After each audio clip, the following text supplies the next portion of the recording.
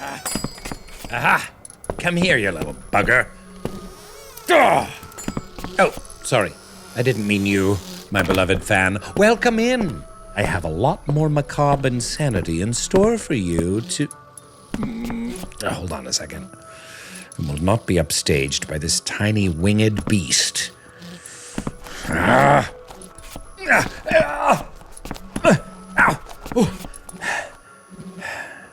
Damn it. This fly, which I have now named Dave, is a relentless, drunken party crasher. Anyway, as I was saying, today's programming is going to keep you on your toes. As I was rewinding the tapes yesterday, I came across two of my forgotten favorites.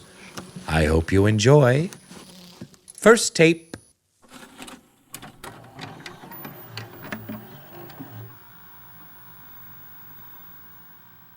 So this was in November of 1999. At the time, I was a sophomore in college. And for my first 2 years in college, I attended a sort of medium-sized university in the North Carolina mountains. I had already attended there my freshman year, and I'd lived on campus at kind of a regular dorm, roommates, the whole deal. But what I liked about this college, at the time, once you became a sophomore, you became eligible to live in a place called Governor's Village, which was a series, kind of a complex of dorms that were all single rooms. So you did not have a roommate. The way that the individual dorm room was set up, it was a small room, but it was more narrow than it was wide. It was sort of like a rectangle shape. I had my bed up against the window. So the head of the bed was against the window, and the window kind of looked off into the parking lot and some woods. And so if you're laying in bed, your feet were pointed towards your door. And it wasn't too far from the end of the bed to the door, probably 8 feet, something like that. The way that this building was set up was that it was an older building. I would say it's probably 80 years old at the time. The construction had kind of gotten older. Not everything was flush. And there was no bathroom in your actual dorm room. The dorm would lead out into a small hallway where you had the shared bathroom that you shared with everyone else on that floor. And they had these fluorescent lights that were out in the hallway. And they never shut them off. They were on 24 hours a day. If you were in your dorm room, or at least mine, with the lights off, the light from those fluorescent lights would shine in through the doorway. And it would form this almost perfect rectangle of light. You could see the outline of the door just from the lights. And you just would kind of get used to that, because you could always see this rectangle of light. This was a Saturday night. I remember staying up. I was a night owl. I stayed up and watched Saturday Night Live. And I was chatting on AOL Instant Messenger with a friend at another university. So that kind of wrapped up. It was about 2 o'clock in the morning, and I just decided to go to bed. I'm laying there in bed, and I've shut all my lights off, and I've got the blanket on me, and I've kind of got my head propped up. And I'm just sort of laying there thinking about what I had to do the next day. And I'm laying there and I realize something strange. I realized that I could not see the light coming in on what would have been the left-hand side of the door. It was like something was in the way. I could see the light from the right and the top and a little bit sort of the top of the door on the left side, but it just sort of stopped, like something was physically blocking it. And I lay there for 20, 30 seconds, just sort of looking towards my feet, idly wondering, what's blocking the door? Did I leave something there? Did I stack something up there? Did I hang my backpack on the hook on the door? I don't think I did. And I remember thinking, is it my fan? Because these dorms had no air conditioning.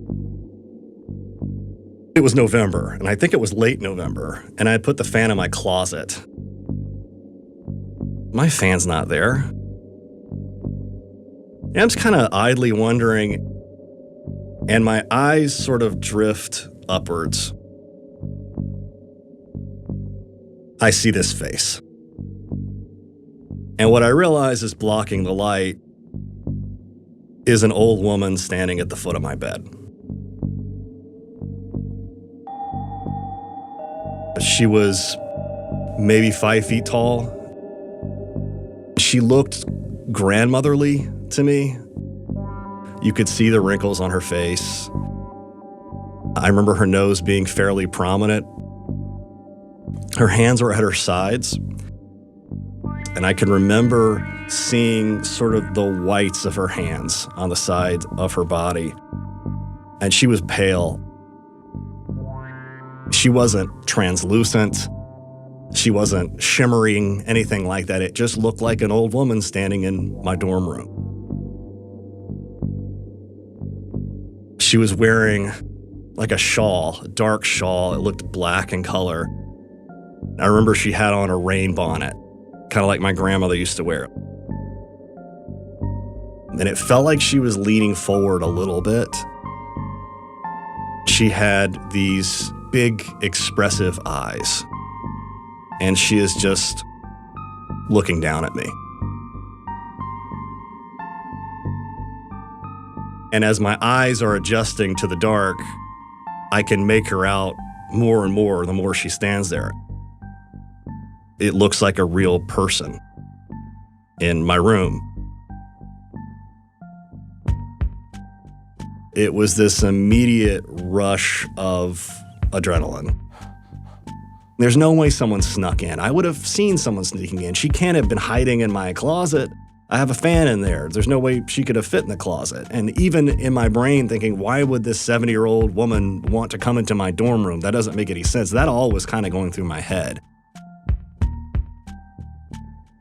The thought that someone might have snuck into my room would not have been crazy because all of us living in the village had gotten a flyer under our doors a couple of weeks earlier. One of the students who was staying at one of the other dorms in the complex had come back from the shower into our dorm room, and there had been a man hiding in her closet. I shouted out something, who are you? What do you want? And there was no answer. She just kept staring at me. I remember doing the thing you see in cartoons where someone sees a mirage in the desert or something and they rub their eyes and kind of shake their head to make sure it's real. And I did that. I remember rubbing my eyes and shaking my head and kind of gathering myself and opening my eyes again, halfway expecting her not to be there, and she was still there. She's still just standing there, just looking at me. And I've got this surge of adrenaline because you're in bed, you're already kind of vulnerable, and there's someone at the foot of your bed. I start up out of bed. To get out of bed, I would have to get out of bed to the right side. And I remember swinging my right leg out of bed from underneath the blanket, swinging it and putting my foot on the floor to start standing up. And as soon as I did that motion, she started moving. And she moved backwards. She kind of slid towards the door. And when she got to the door, she was just gone. So I turn on my lamp and I start out of bed, and I'm wearing a t-shirt and boxer shorts. I run to the dorm room door, I open it. Of course, all this fluorescent light comes pouring in from the hallway lights. I look up and down the hallway, nobody's there. I run down the stairs barefoot. I've got to get down 2 flights of stairs to get to the entrance to the actual dorm building. I'm looking around the whole time, trying to see if anybody's there. Nobody's there. I open the front door to the dorm. So I'm outside. But I don't see anybody. It's just completely quiet. Close the door, go upstairs, heart's racing. I just can't stop thinking about this experience, which I would say lasted for a good minute. And I turned on every light I had in my dorm, went back in bed, and actually did eventually fall asleep. So the next morning I wake up and I cannot stop thinking about this experience. I am self-critiquing in my brain all day as to what could have possibly happened. I wasn't drinking. I don't do drugs. I wasn't even particularly tired when I laid down. I can remember that. I wasn't drowsy or anything like that. It was just kind of time to go to bed. So I couldn't dismiss it out of hand by just thinking about, oh, what could have happened last night? I know I wasn't dreaming. The next day was a Monday, and my first class was news writing. And I sat in the back of the room, and a few minutes before class started, my friend Mason came in and sat down next to me on my left. Before he could really say anything, I said, "You'll never believe what happened to me on Saturday." "What happened?" "I swear, I think I saw a ghost in my room. I think I saw a ghost in my room." And that's all I said. Literally the only words that came out of my mouth. There was a girl who sat in front of us. Her name was Katie. And I didn't know Katie very well, but she had overheard me talking. Katie spins around and says, "You saw a ghost in your room?" That initial question just chilled me. And I said, "Yeah." And she said, "Do you live in the village?" "Yeah." And she said, "Did you see an old woman in your room?" I remember her putting her hand on top of my hand. I must have been shaking. And she said, "You saw the ghost of the village. Other people have seen her." And then class started. She wouldn't have known about this. She wouldn't have had any idea this had happened. And I didn't know her very well. To have this other puzzle piece sort of fall into place was so chilling. It's hard for me to describe just the hairs going up in the back of my neck, the sensation of cold water going down my back. I remember just sort of staring out the window, and it was like class was happening. It was like a Charlie Brown teacher kind of a thing. I have no idea what we talked about. I just remember staring off into space. This was real. This was real. And replaying it, replaying it, replaying it. I remember asking her after class, "Did you ever see it?" She said, No, I've just heard stories." I never found anyone else who had seen this before. Who was she and what did she want? Looking back, as terrifying as it was, I never felt like she was there to threaten me or even really scare me. I think she just seemed lonely. Maybe this was her way of keeping some connection with one world, wandering through this place and seeing us. Maybe every now and again we get to see them. I never lead you astray, do I? Well, that's because I've spent years curating this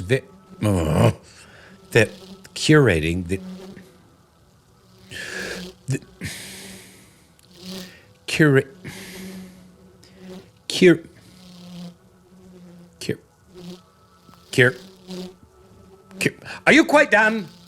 How are you even still alive? This fly, Dave, has like 15 minutes to live, and is bound and determined to spend the entirety of its energy interrupting me. Go, Dave, be free. Make love to an overripe melon or something. Okay, anyway. Tape number 2.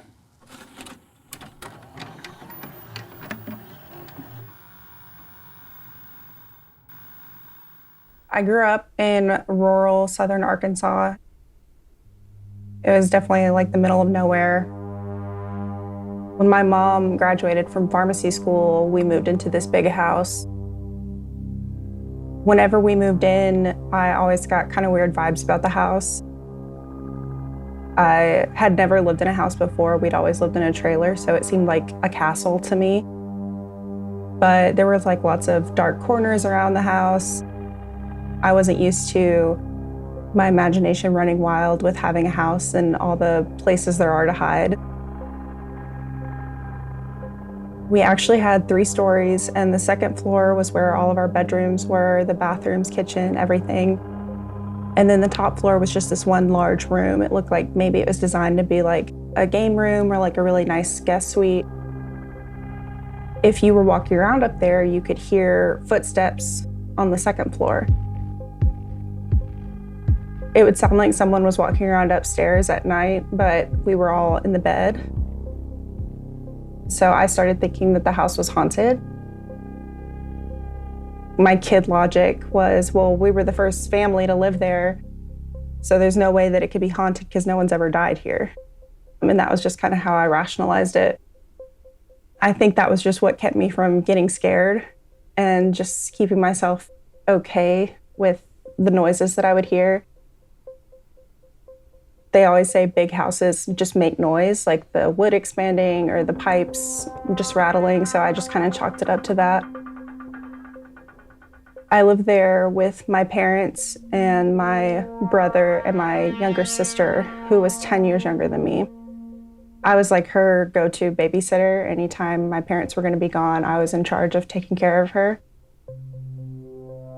So at the time that this happened, I was 13 and my sister was 3. My house had actually been broken into that year. So we had recently gotten an alarm system and I was super paranoid. So anytime I was home by myself, I turned the alarm system on. And it had like a stay option. So if you were at home, it would only go off if somebody opened one of the doors or windows. The motion sensors inside the house were not on. I had that on because I was home alone with my little sister. My parents were at work, and I think my brother must have been at a friend's house or a school event. I had been watching my sister all day. She ended up going down for a nap, and I wanted to go take a shower.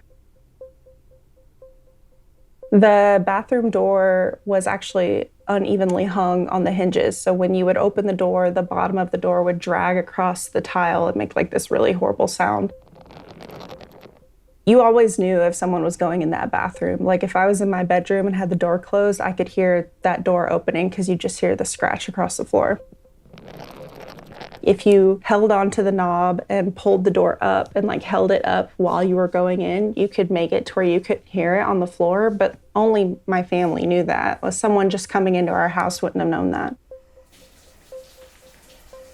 So I went to take a shower, and when I got out, I saw the mirror was all fogged up like it is. In the steam on the mirror, there was writing. Someone had taken their finger and written in the condensation. My heart just kind of sunk because I thought, oh my God, there's somebody in here.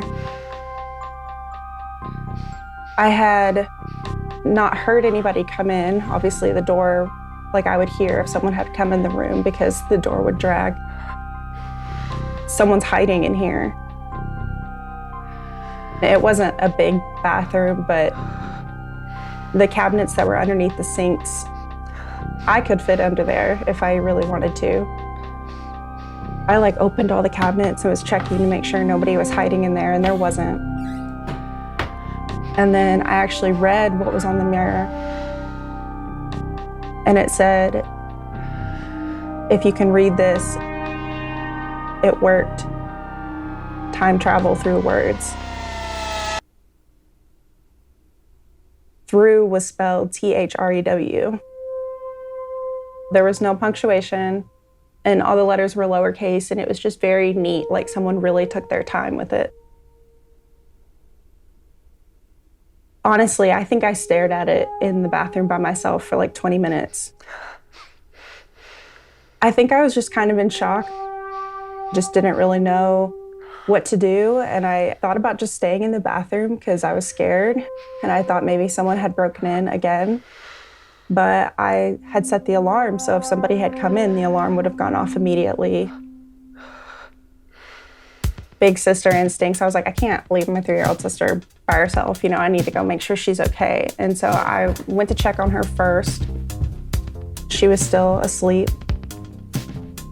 maybe someone in my family came home and is like messing with me. And so I started looking through all the rooms in the house.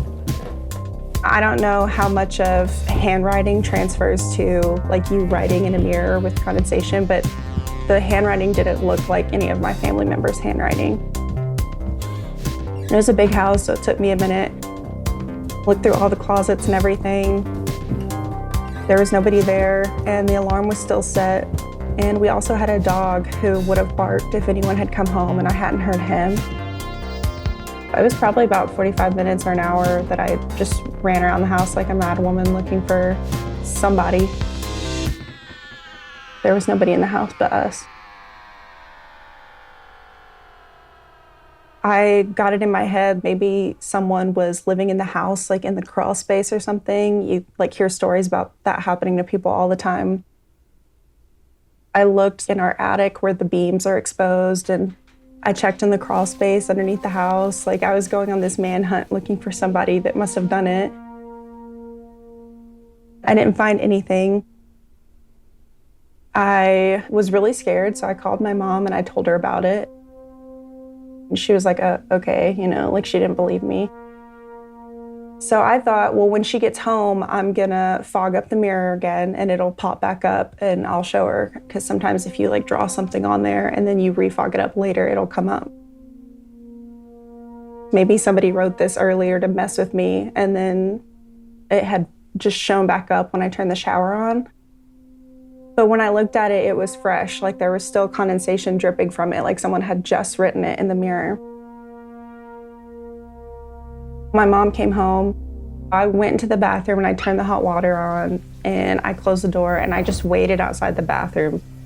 And I just stood there waiting. Like I didn't go do anything else because this was like top priority. I needed to prove to her what happened. As soon as it was fogged up again, I went in there and it was like nothing had ever been written there. There was no sign that someone had written on it earlier and it had been like wiped off. Usually you can see like streaks on the mirror from where it's been cleaned. There was nothing like that. I didn't have a cell phone at the time, so I couldn't have taken a picture of it or anything. So I couldn't prove it to anybody that it had actually happened. I think we still lived there probably like 10 years after that. All that time, every time I took a shower, I would check the mirror every single time, thinking there was going to be something else there and wondering who would have written that because nobody had lived there before us. Maybe it wasn't from the past. Maybe it was from the future. If I was putting stake in what was being written, what if it was me? What if I'm supposed to write that to my past self? I was thinking about it. I would never misspell the word through. Like, that's just not me. I'm kind of an English nerd. I would never do that. I majored in English in college. Like, I wouldn't have done that. Those words are obviously from something else or some other time. And so I started thinking, well, if it was from like in the past or in the future, is it the mirror itself or is it the house? The house was built 2 years prior to us living there. I don't know how long that mirror shelf life was before then. Had the mirror been used in other homes before it made its way to ours and somebody in a completely different part of the world that had that mirror in their home wrote it? Or is this something that someone else is gonna write while it's in this house at some point in the future? What was someone thinking when they wrote that? Like, was this all like a grand experiment? Like they wrote it with the intent for the words to go somewhere? Or did they just write it thinking this is nothing and just for fun, and then it actually went somewhere? Literally thrown, like, is that the verbiage they were using to describe like them traveling through time, like throwing the words through time? If so, like, what does that even entail? The fact that it said it worked makes me think, is this something that was tested multiple times or somebody attempted to do it several times before it worked? If so, how would they know that it worked? I would have to report back, hey, I got your message, but I don't know how to communicate that to whoever the message is from. Maybe it was another version of me in another dimension, and it traveled over to me, and I was able to see it because I was the one that wrote it. Was it intentional or not? Like, is it saying the words are being thrown? Because in that case, I would deliberately use the correct spelling of through.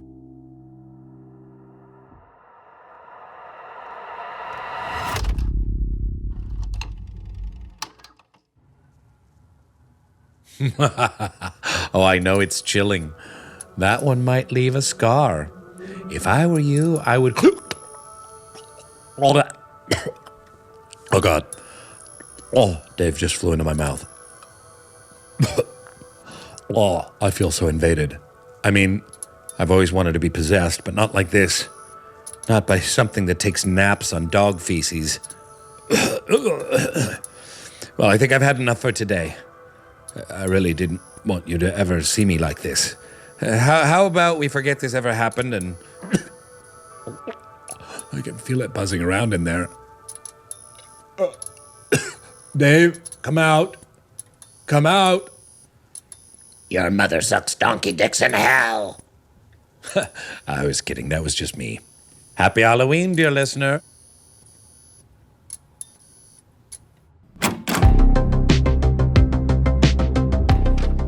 Radio Rental is created by Payne Lindsay and brought to you by Tenderfoot TV.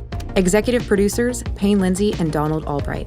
Hosted by Rainn Wilson as his character, Terry Carnation. Produced by Payne Lindsay, Mike Rooney, and Meredith Stedman. With additional production by Eric Quintana.